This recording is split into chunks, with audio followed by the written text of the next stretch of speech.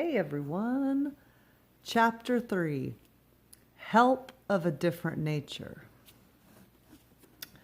Gulliver was a good friend, guinea pig or not.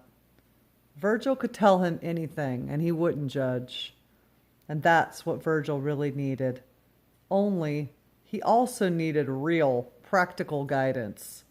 Not from a guinea pig, I guess.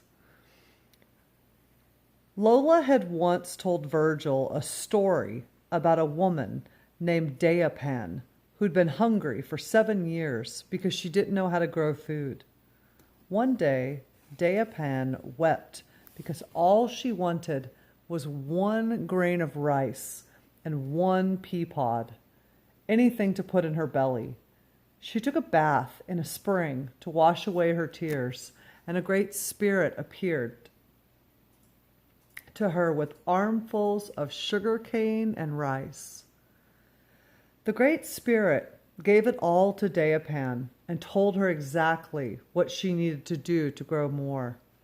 Deapan was never hungry again. Virgil wished that he had a Great Spirit that could tell him exactly what to do. But he only had Kaori Tanaka. Virgil fed Gulliver and texted Kaori as he walked down the hall for breakfast. Under normal circumstances, he wouldn't text someone at 7:45 in the morning, especially not on the first day of summer. But nothing about Kaori was normal. Besides, she always seemed to be awake. Need appointment this afternoon if that's okay. It's like a text. Virgil slipped his phone into the pocket of his pajamas and followed the unmistakable sounds of his parents and brothers, who were early risers, because they seemed to have an endless stream of soccer practices. In the kitchen, Mom, Dad, and the Jays were drinking orange juice and letting their personalities bubble over, while Virgil tried to maneuver through all the excitement so he could get a piece of fruit or boil an egg. "Good morning, Virgilio," said Joselito. "Good morning, Turtle," said his parents, almost in unison. Then Julius said, "Mayong Buntag, little brother." Virgil grumbled something like hello. His parents and brothers were sitting in the high-backed chairs at the counter. Lola was at the breakfast table, reading the newspaper. "Your mother bought too many clementines, so eat as many as you can," said Lola, without looking up. Then she clucked her tongue at all the wastefulness. Virgil grabbed 2 clementines in each hand and tried hard not to drop them as he sat next to her. His phone buzzed in his pocket. "What are you reading about, Lola?" Virgil asked. He arranged the clementines in a perfect line in front of him, then checked his phone. "I am available. Be here at noon sharp." Virgil laid the phone face down on the table next to the clementines. "Death and destruction across the universe," said Lola. "Godlessness around every corner." Julius craned his neck their way. "Ah, Lola, don't be such a downer." Virgil had long suspected that his brothers were crafted out of a factory that made perfect athletic, perpetually happy children, and he was made from all the leftover parts.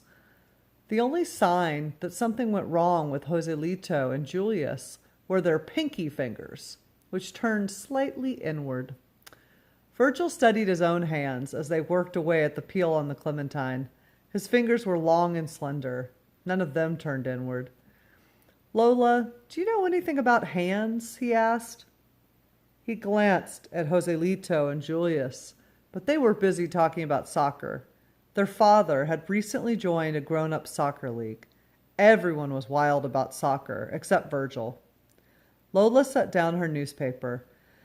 "I know that they have 5 fingers each, most of the time." "What do you mean, most of the time?"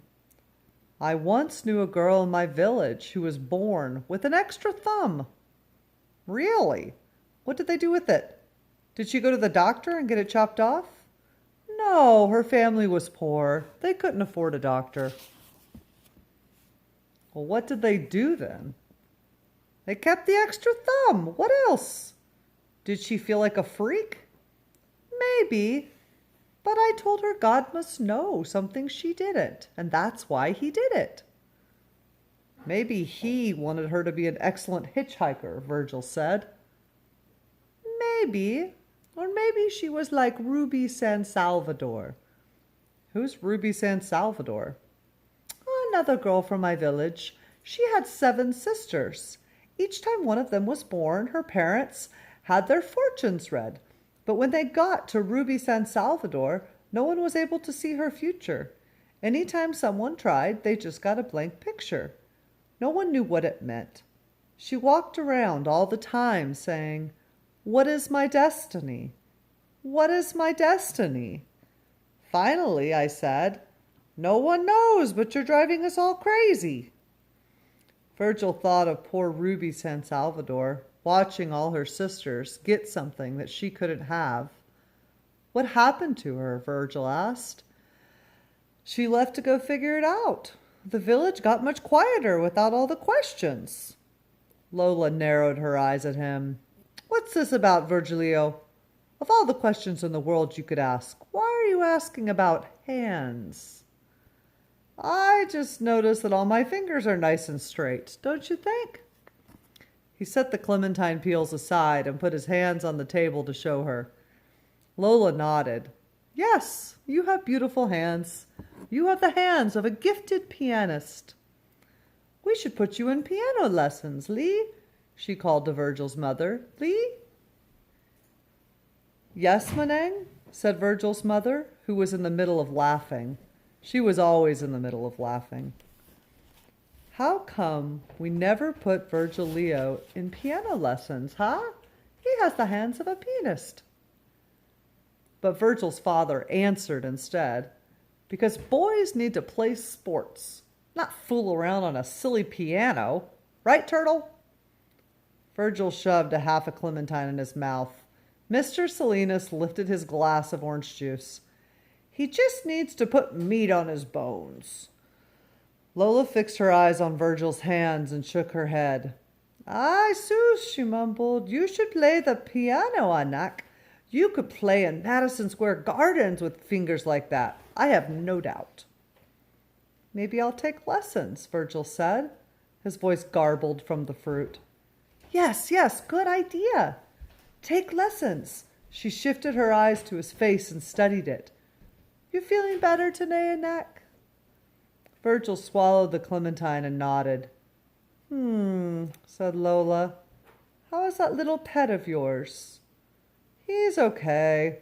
The last time I read online that guinea pigs aren't supposed to live alone because they're very social animals.